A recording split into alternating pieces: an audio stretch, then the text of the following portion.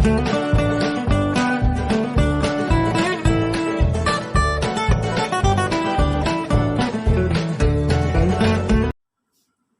Students, welcome to my channel.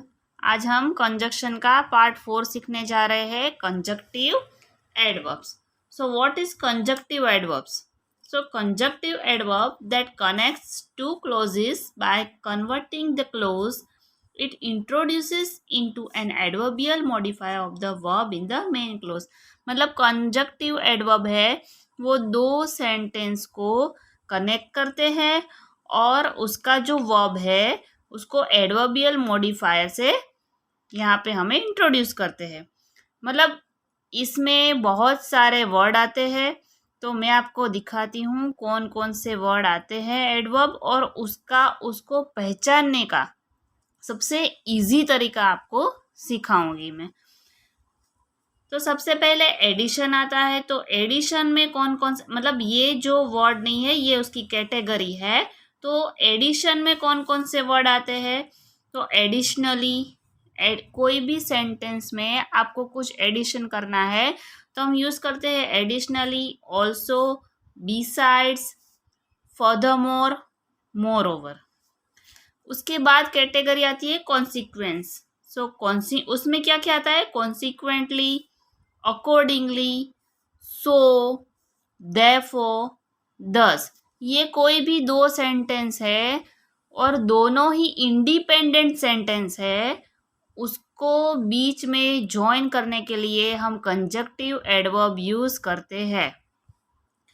फिर आता है कॉन्ट्रास्ट। तो कॉन्ट्रास्ट क्या होता है कि कोई भी ऑपोजिट सेंटेंस है उसको ज्वाइन करने के लिए यूज होता है कॉन्ट्रास्ट। जैसे कि मेरे पास ये है लेकिन ये नहीं है, मैंने ये किया लेकिन ये नहीं किया, तो दोनों ऑपोजिट सेंटेंस को ज्वाइन करने के लिए हम यूज करते हैं if not, however, nevertheless, otherwise, कॉन्वर्सली।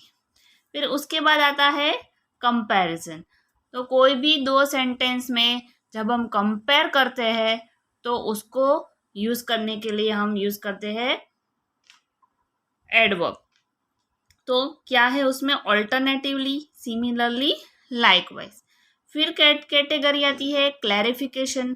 तो कोई भी चीज़ को हम क्लियर करना चाहते हैं हमारे सेंटेंस में तो उसको कहते हैं क्लैरिफिकेशन। तो वहाँ पे हम यूज़ करते हैं for example, for instance, namely, that is, notably. उसके बाद आता है एम्फेसिस। तो एम्फेसिस का क्या मतलब है कि कोई भी चीज़ है उसको हम श्योरिटी दिखाना चाहते हैं तो हम यूज़ करते हैं एम्फेसिस के ये सारे वर्ड्स। तो एम्फेसिस में कौन कौन से वर्ड्स आते हैं? Certainly, definitely, Indeed, of course, naturally. तो ये जो है ये पूरा है ये हमारा सिर्फ कैटेगरी है और ये सारे वर्ड है, और इससे भी ज़्यादा वर्ड आते हैं कंजक्टिव एडवर्ब्स में। लेकिन इतने सारे वर्ड्स देख के आपको कोई भी टेंशन लेने की ज़रूरत नहीं है। मैं आपको एक मेन चीज़ बताती हूँ कि इस कंजक्टिव एडवर्ब को कैसे हम पहचानते हैं। तो यहाँ पे एक चीज़ खास याद रखना कि when you use a conjunctive adverb, put semicolon. अभी सेमीकोलन किसे कहते हैं? ये उसका सिंबल है, semicolon before it and a comma, इसको कहते हैं coma after it.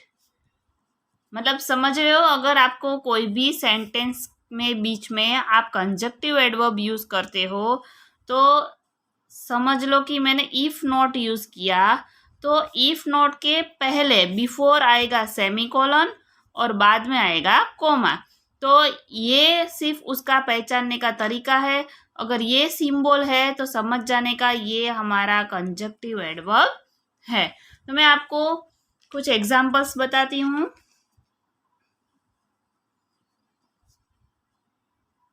It rained hard, moreover, lightning, flashed, and thunder boomed. तो यहाँ पे देखो, आप देख सकते हो कि हमने यहाँ पे सिर्फ आपको पहचानने का है कि ये है सेमीकोलन और ये है कोमा, तो ये उसके बीच में है, ये आपका है कंजक्टिव एडवर्ब। तो ये आपको देखो, ये एडिशन में यूज हो रहा है मोर ओवर। यहाँ पे जो एडिशन की कैटेगरी है उसमें यूज होता है मोर ओवर, मतलब कोई भी चीज ज्यादा दिखाने के लिए हम यूज करते हैं मोर ओवर। तो यहाँ पे इसका मीनिंग क्या होता है, इट रेन हार्ड, मतलब बहुत ज्यादा बारिश हो रही थी, मोर ओवर, और उसमें ऐड किया और क्या हो रहा था, lightning, flashed and thunder boom. तो ये हो गया आपका conjunctive adverb. So easy method आपको मैंने बताया कि आपको कैसे पहचानना है कंजक्टिव एडवर्ब या फिर कैसे यूज करना है। और एक एग्जाम्पल देखते हैं हम। The baby asleep, then the doorbell rang। अभी मैंने आपको कहा था कि ऐसा नहीं है कि सिर्फ ये टेबल में दिखाया है उतना ही हमारे पास ये वर्ड्स है कंजक्टिव एडवर्ब के, और भी बहुत सारे हैं। देखो यहाँ पे यूज हुआ है देन, तो आपको पहचान जाने का है कि यहाँ पे है सेमीकोलन, यहाँ पे है कोमा, तो दोनों के बीच में यूज हुआ है then. So this is our conjunctive adverb.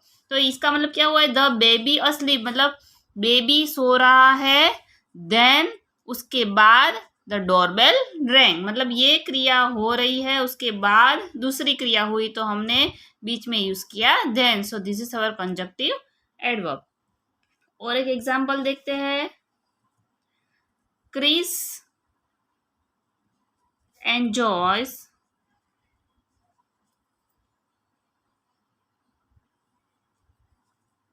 making snow angels. Also, he loves